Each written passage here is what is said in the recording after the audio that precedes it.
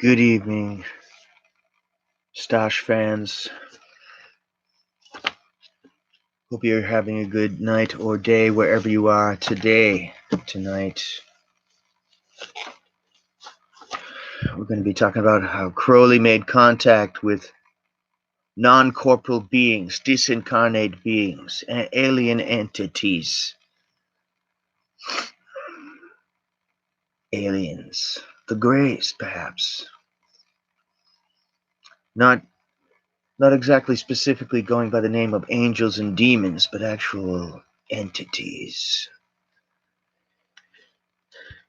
Contact with entities. Crowley said, and I quote, "My observation of the universe convinces me that there are beings of intelligence and power of a far higher quality than anything we can conceive of as human.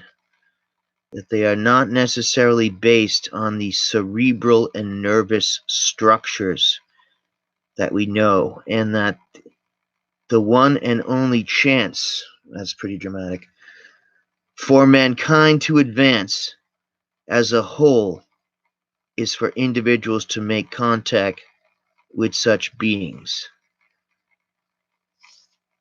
Aleister Crowley. Crowley rhymes with holy. We're still talking about him, I know. It's getting to be a soap opera for him, but it's interesting, I guess. So,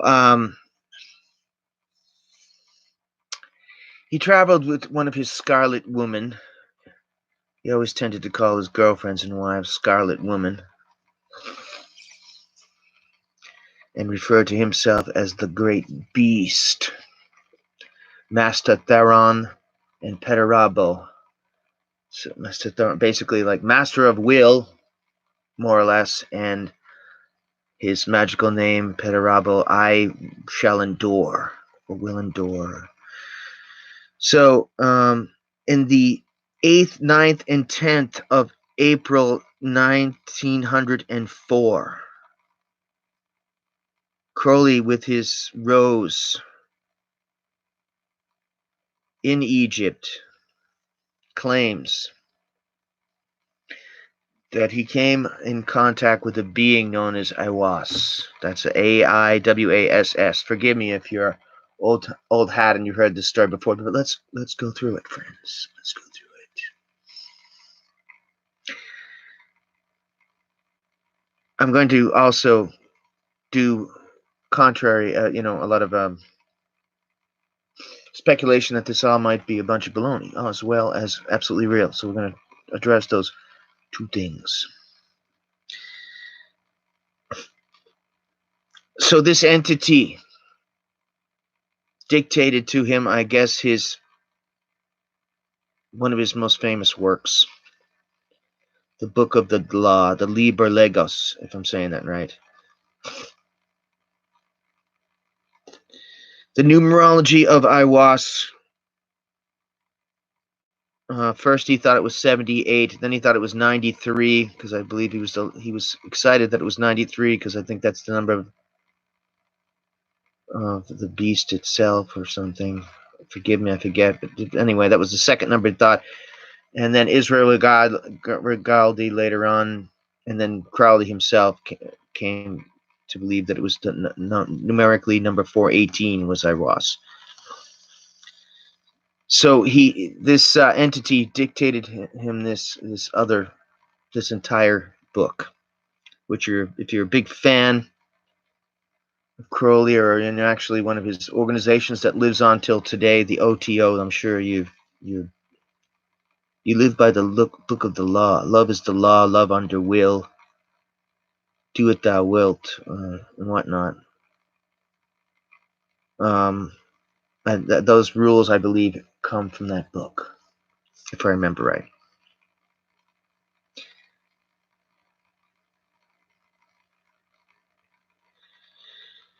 In that book, we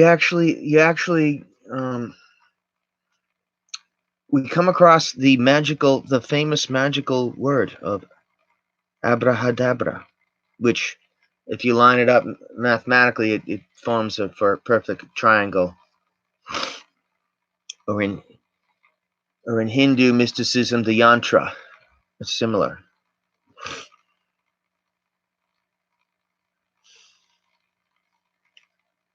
The lima is the will. So again, with his scryer, channeler, if you will, Rose Edith Crowley, they came up with this. You also may be familiar with the very scary movie The Exorcist, of which there's an archaeologist who goes into the desert of, I think, was it of Egypt or Babylon, or modern day Babylon, and he contacts Panzo, which looked like a, they find an idol of it, which is the antagonist in the scary movie The Exorcist by William Peter Blatty, who was, by the way, a friend of the intelligence man E. Howard Hunt. Aiwass, also Crowley viewed as a holy guardian angel, which was in the other rap I was doing about how he went up to the Boleskine house. He's trying to contact a bunch of angels prior to doing that, so he could, yeah, I guess he claimed it would do good, do well.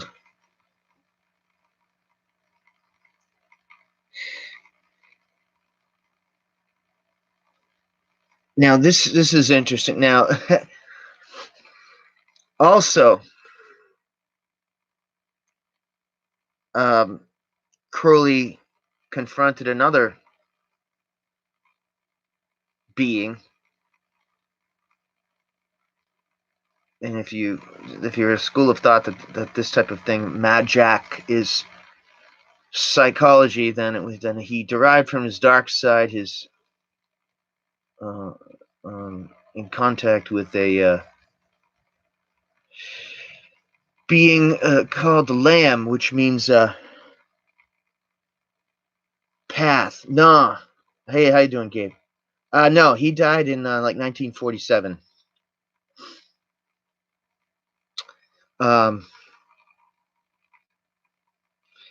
Or or if you think this is just subliminal stuff and Crowley was an art man and a poet and a magic man, then it's funny. Lam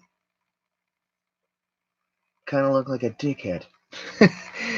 And he drew in cursive. This is rated PG-13. The way he drew an A was subliminally, obviously, like a fucking dick. The A, it looks like, I think it's got the, look it up. But now, many people have speculated that the Lam, which means path in the Tibetan language, I believe, if I remember right, it totally looks, like a gray, the gray alien, Whitley Strieber and all these guys, who I think he's weird. I think he's kind of weird, to tell you the truth. Most of his accounts of being abducted by aliens seem like shit for swingers or whatever. Sorry, no disrespect to the occultist, but humor is integrated with these horrifying, intriguing X-File type stuff we're talking about. So Lam, if you look up Lam right away, if you do one of those Google image searches or you check it out, it looks like a gray long before any of these type of, whether you believe people are abducted by aliens or not, long before this, the stories of the Greys, Lam seems to resemble it strongly. I don't know. He'd be really old now if he faked his death. There's an awesome, really funny thing that Adam Weishaupt of the Illuminati, which I want to rant about this another time, that Adam Weishaupt killed General Washington and replaced him. It's in the book Neil Welgus, The Illuminoids, which is kind of hard to get a hold of, which is a blend of real stuff mixed with, making fun of such topics, like kind of like Robert Anton Wilson did. But I've never heard that the Crowley faked his own death. You would think there'd be some of those. I've heard Jim Morrison, who was an occultist, that there's many that Jim faked his own death. So we're talking, this is over 100 years ago that he drew or channeled this drawing of Lam, and his Scarlet Woman came up with it. Roddy. He showed a drawing of this in 1919 in New York City in the Greenwich Village at the Dead Souls exhibit. And he had made it his goal to make communication with the magical entity known as Lam and Aiwass. If you ever look up tapes of him, he sounds kind of like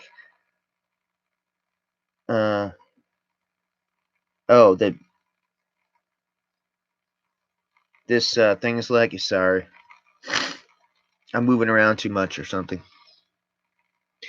It was known as the it's spelled Amalantrah, I believe, the Babalon Working. This is before the Babylon Working came later, but so he would make contact with Lam, who was a vehicle, sort of a bridge vehicle, kind of entity that would kind of meet. Unless I'm mistaken, Lam was sort of an emissary of Aiwass, or connected to Aiwass, or they were connected. The idea essentially is that he opened a portal, a gateway to make communication with this entity. So this continued on in the years later, when Jack Parsons, also an occultist and a rocket scientist, and L. Ron Hubbard of the Scientology cult fame, continued on, opened a working. These magical things are known as a workings. If you're not into it yourself, that's your ritual would be known as a working. So they continued with a Babalon Working. That was Hubbard and Parsons. They too opened up a portal, and later on, Crowley would warn Parsons for fooling around with some stuff, and he, in 1946, or maybe the same year Crowley died, he blew himself up.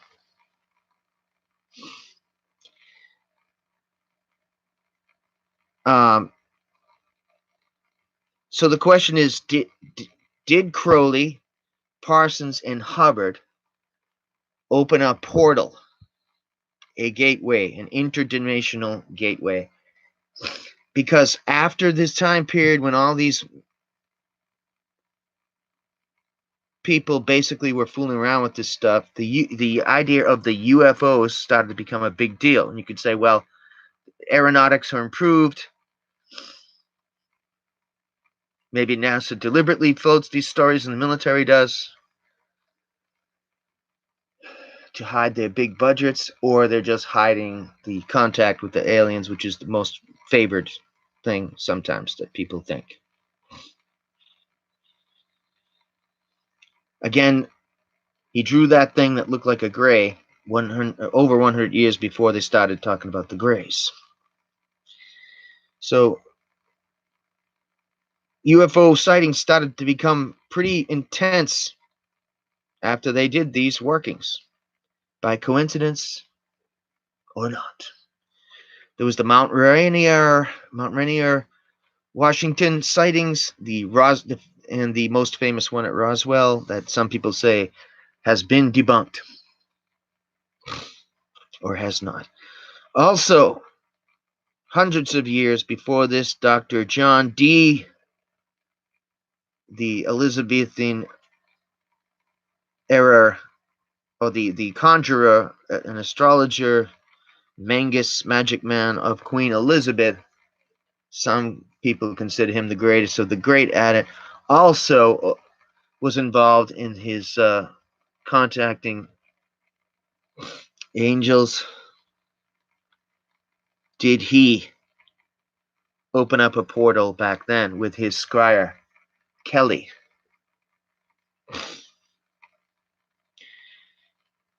Crowley did the Amalantrah Working.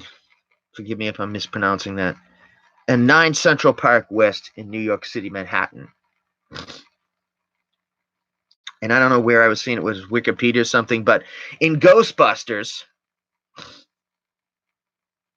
I don't know if it was Ghostbusters 2 or 1, but Sigourney Weaver gets possessed by an entity, and at 55 Central Park, a portal opens, and a Sumerian entity goes in and enters the city, and I guess the Ghostbuster guys have to deal with it.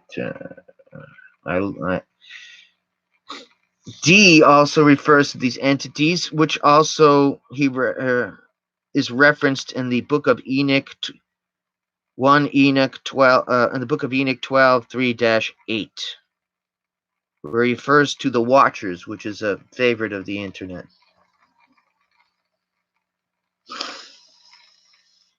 Oh, because I don't want to because I was just using a camera, so I don't know.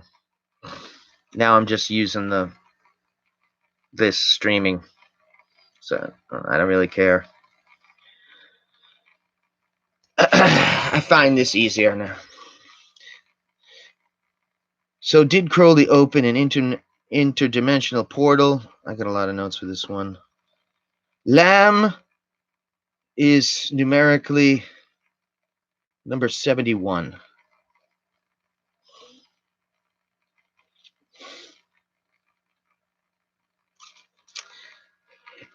Now, I had done another YouTube where I was gabbing about this stuff, bringing up kind of basic, obvious facts, but it said that Crowley never finished the ritual at Baleskin House, didn't close the ritual, and he went outside his magical circle of protection during his desert adventures, attempting to contact Corazon.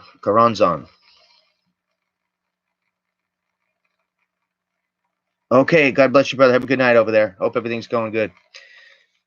Oh, really? Lagging. Sorry, guys.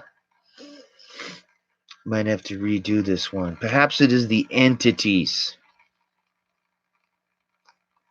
that are interfering with my transmission.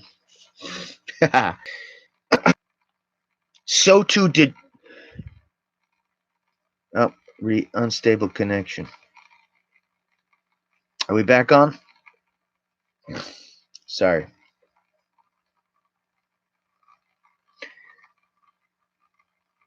Also, Hubbard and Parsons, did they rip a portal open and not close it? Did they make a mistake? Did they leave it open, and thus we see now kind of a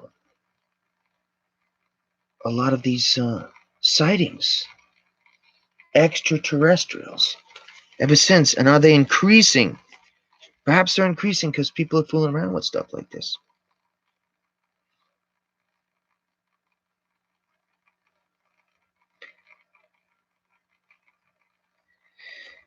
So Lam was to fulfill the work of Aiwass.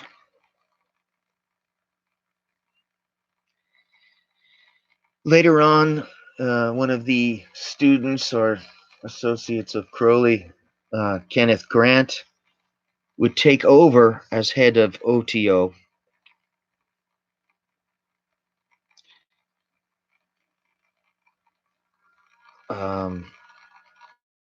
And he said that the prime directive of the group would now be making contact with Lam. It would be sort of more like the cult of Lam.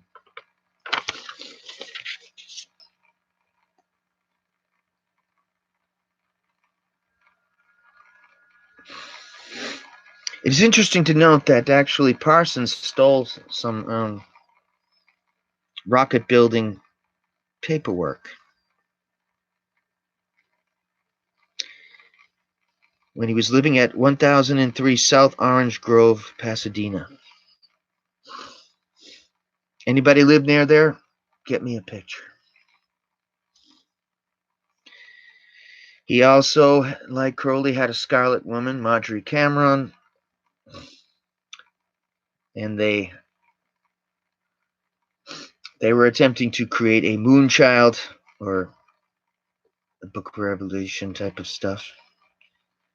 They had bejeweled robes, and they were trying to draw in the Aeon of Horus.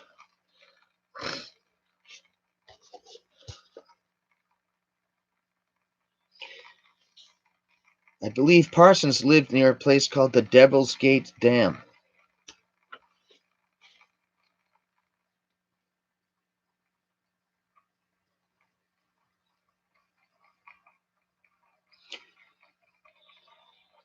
On my next one, I'm going to be going into a review of an excellent book about the Zoroastrian religion that somebody in the chat was talking about. Might have been GP himself.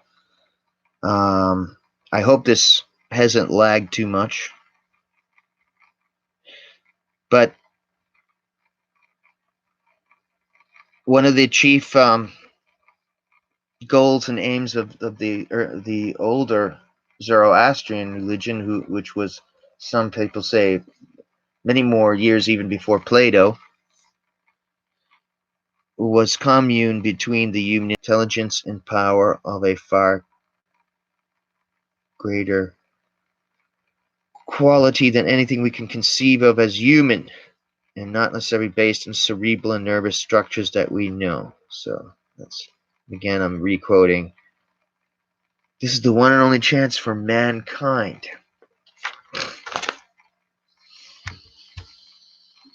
What do you guys think?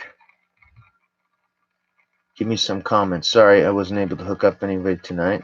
It's all right. I know that the purpose of the streaming thing is to talk to a bunch of people, whatever, but I find it, whatever. I like posting up stuff on here.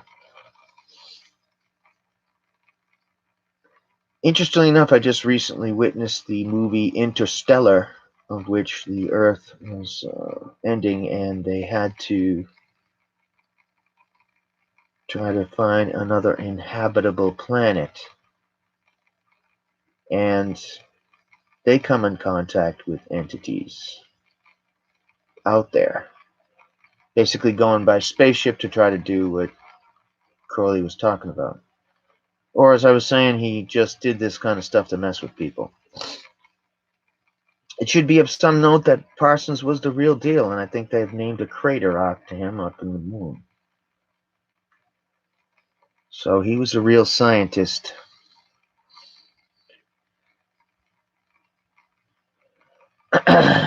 And the real deal.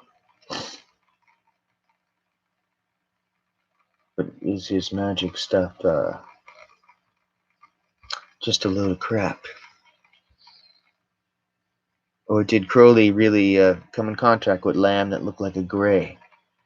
It's interesting to say the least. Again, if you've heard tapes of him, he sound, you know what? It reminds me of, his voice is kind of high pitched, kind of like, it's like after seeing the movie Patton, and then you hear tapes of the real General Patton. It's like, wow, his voice is rather high pitched. It was the same feeling for me with Crowley. You would expect him to be like ʻaɪwʒz. I guess he kind of talks. Yeah, I guess he talks as creepy as he looked. I don't know. I don't know about the internet rumor that Barbara Bush, the wife of the late President Bush Sr., is an illegitimate child of Crowley. That is weird, to say the least. There's not much to back it up. I guess apparently there is more and more there's been some more documentation that he was actually involved with the British Secret Services, the MI6. Suddenly, the symbol of the MI5 is the all-seeing eye, and it's freaking weird. And some, as I mentioned in one of these, that the John D, who's one of the incarnations that Crowley felt he was related to, but he felt he was Elphys Levi and another one, and Count Cagliostro, and any guy who was basically cool was channeling through him, and thus any badass. I don't think he said Count de Saint Germain, who was some guy who traveled Europe and fascinated people, claimed to have been very, very old, hundreds of years old, and that he was a vampire and he was this and that, but certainly he was extremely learned, whether a con man or not. That was kind of in vogue in those times, that you were a magic man and you were illuminated, like Cagliostro was illuminated and joined the Illuminati, just as Anton Mesmer, the man who brought us basically hypnosis, and Goethe, who wrote about Faust, the magician who also opened a portal to the other side. It's my understanding that his name, he existed both in fiction and nonfiction. And it's also a worthy note that Sir Arthur Conan Doyle was a member of the Golden Dawn, and Bram Stoker was of another group, and Arthur Machen, the amazing horror writer. I don't know if Sax Roma was initiated into any of these secret groups, but he is